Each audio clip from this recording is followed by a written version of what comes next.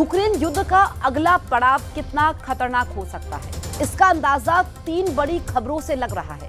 पहला, रूस का अब तक का सबसे बड़ा ड्रोन हमला, अमेरिका यूरोप की नई पाबंदियों की तैयारी और पुतिन का अपने टॉप जनरल को मेडल देना, वो जनरल जिस पर इंटरनेशनल कोर्ट ने वारंट जारी कर रखा है। इस बीच अमेरिका से आई एक वार्निंग ने ज़ेलेंस्की को बहुत ज्यादा बेचैन कर दिया है।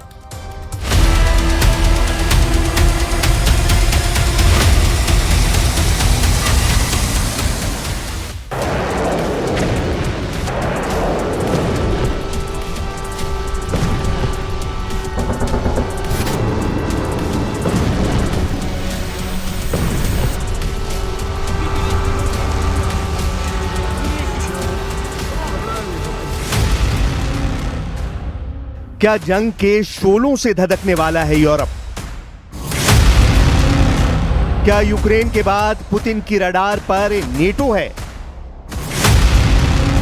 क्या पुतिन ने तय कर लिया है अपना अगला टारगेट? यूक्रेन की हार का डर, यूरोप पर रूस का टेरर।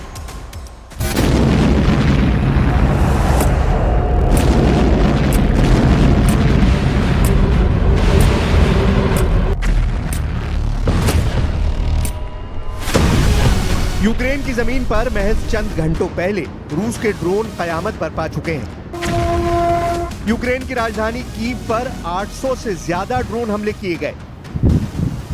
ये यूक्रेन पर हुआ अब तक का सबसे बड़ा ड्रोन हमला बताया जा रहा है।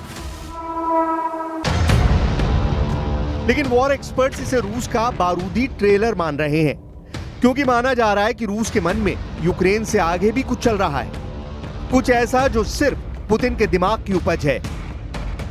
एक ऐसा प्लान जो सिर्फ यूक्रेन की जमीन तक सीमित नहीं है, बल्कि उसके धमाकों की गूंज नेटो की सीमाओं के पार भी सुनाई देने वाली है। लेकिन क्यों और कैसे, इसे समझने के लिए आपको सबसे पहले अमेरिका के पूर्व वाइस प्रेसिडेंट माइक पेंस के उस बयान को समझना होगा, जिसमें उन्होंने एक बेहद चौंकाने वाली खबर की तरफ इशारा किया है। अमेरिका के पूर्व उपराष्ट्रपति माइक पेंस ने बीबीसी को दिए इंटरव्यू में जो कहा, उसने यूरोप की सुरक्षा को लेकर नई बहस छेड़ दी है। पेंस ने साफ शब्दों में चेतावनी दी है कि अगर यूक्रेन रूस के सामने हार गया तो इसमें कोई शक नहीं कि अगला निशाना नेटो की सीमाएं होंगी। यानी यूक्रेन की लड़ाई केवल एक देश की जंग नहीं है, बल्कि पूरे यूरोप की सुरक्षा की जंग है। पेंस ने कहा कि पुतिन की महत्वाकांक्षाएं यूक्रेन की सरहद से कहीं आगे तक फैली हुई है। अगर उन्हें यहां जीत मिलती है तो रूस को और ताकतवर और ज्यादा खतरनाक बनने का मौका मिलेगा। उस स्थिति में नेटो के सदस्य देश सीधे सीधे खतरे की जद में आ जाएंगे। उनका यह भी कहना है कि अमेरिका को एक बैकस्टॉप यानी सुरक्षा की गारंटी के तौर पर खड़ा रहना होगा, जबकि यूरोपीय देशों को इस जंग का असली नेतृत्व करना होगा। उन्होंने कोएलिशन ऑफ द विलिंग की कोशिशों की सराहना की और कहा कि मजबूत सुरक्षा गारंटी की एक जस्ट एंड लास्टिंग पीस यानी न्यायपूर्ण और स्थायी शांति का रास्ता खोल सकती है। यानी माइक पेंस की नजर में अगर आज यूक्रेन गिरा तो कल यूरोप के कई देश भी उसी आग में झुलस सकते हैं। यूक्रेन की राजधानी कीव पर 800 ड्रोन बरसाना, यह महज एक हमला नहीं था, बल्कि रूस का वो इशारा था जो आने वाले वक्त का सबसे बड़ा खतरा साबित हो सकता है। पश्चिमी खेमे के रणनीतिकार साफ कह रहे हैं कि यह अटैक असली युद्ध की महज झलक है, ट्रेलर है। असली फिल्म तो अभी बाकी है। यानी पुतिन की सोच यूक्रेन की सीमाओं पर रुकने वाली नहीं है। उनका विजन है यूरोप को सीधा डर और दहशत के साए में धकेलने का।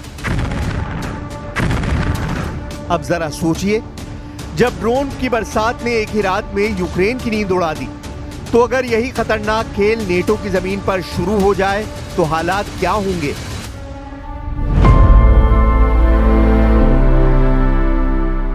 यही वजह है कि वॉशिंगटन से लेकर पेरिस और बर्लिन तक हलचल मची है। नई पाबंदियों की लिस्ट तैयार हो रही है। रूस की एनर्जी कंपनियों, उसके बैंकों और उसके ग्लोबल सप्लाई नेटवर्क पर सीधा वार करने की प्लानिंग चल रही है।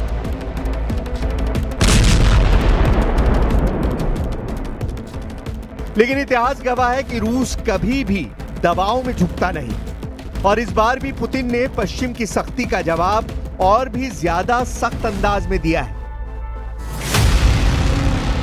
पुतिन ने अपने सबसे भरोसेमंद जनरल गेरासिमोव को ऑर्डर ऑफ करेज मेडल देकर दुनिया को खुला संदेश दिया है। वो जनरल जिस पर इंटरनेशनल क्रिमिनल कोर्ट ने वारंट जारी कर रखा है। यानी पुतिन ने साफ कर दिया है कि उन्हें आईसीसी की परवाह नहीं, उन्हें किसी भी वैश्विक संस्था का डर नहीं और वो अपने युद्ध जनरलों को हीरो बनाकर पेश करेंगे। ये तस्वीर रूस की उस रणनीति की है जिसमें सैन्य ताकत के साथ साथ प्रोपेगेंडा भी शामिल है। घरेलू मोर्चे पर जनता को यही दिखाया जा रहा है कि उनका नेता पुतिन पश्चिमी साजिशों से लड़ रहा है और उसके जनरल देश की शान है। लेकिन सवाल यही है कि जब दुनिया का सबसे ताकतवर सैन्य गठबंधन नेटो भी इस आग की जद में आने लगेगा तो क्या हालात केवल चेतावनी तक सीमित रहेंगे या फिर यूरोप सचमुच जंग के मैदान में तब्दील हो जाएगा? क्योंकि ड्रोन हमलों के अलावा रूस की रणनीति में साइबर अटैक, ऊर्जा की सप्लाई रोकना और हाइब्रिड वॉरफेयर भी शामिल है। यानी पुतिन सिर्फ गोलियों और मिसाइलों से नहीं बल्कि गैस पाइपलाइनों और इंटरनेट सर्वर से भी युद्ध छेड़ सकते हैं।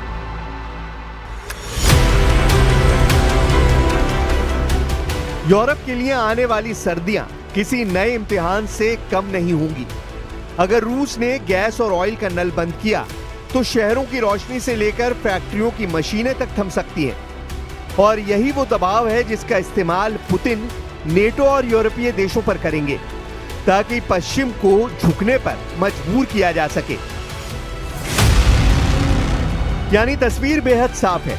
एक तरफ माइक पेंस जैसे नेताओं की चेतावनी, दूसरी तरफ रूस का अब तक का सबसे बड़ा हमला और तीसरी तरफ पुतिन का अपने जनरल को सम्मानित करना। ये तीनों घटनाएं मिलकर आने वाले तूफान का इशारा दे रही हैं।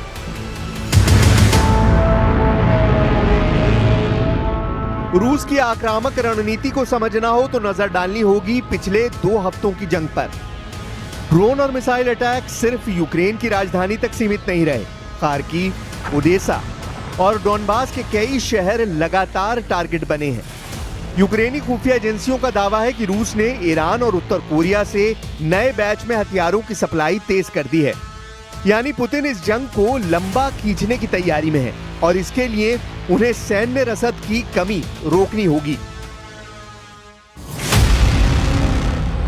अमेरिकी रक्षा विभाग की रिपोर्ट कहती है कि रूस हर हफ्ते औसतन 1,500 से ज्यादा ड्रोन और मिसाइलें तैयार कर रहा है। रूस का औद्योगिक ढांचा अब सिर्फ एक चीज पर केंद्रित है, युद्ध। लेकिन कहानी यहीं तक सीमित नहीं। मैदाने जंग के साथ साथ रूस ने कूटनीतिक मोर्चों पर भी अपने पत्ते खोल दिए हैं। चीन और रूस की हालिया मुलाकात को लेकर पश्चिमी विश्लेषकों का कहना है कि यह मुलाकात सिर्फ दोस्ताना तस्वीरों की नहीं थी बल्कि यूरोप के लिए नया सिरदर्द बन सकती है।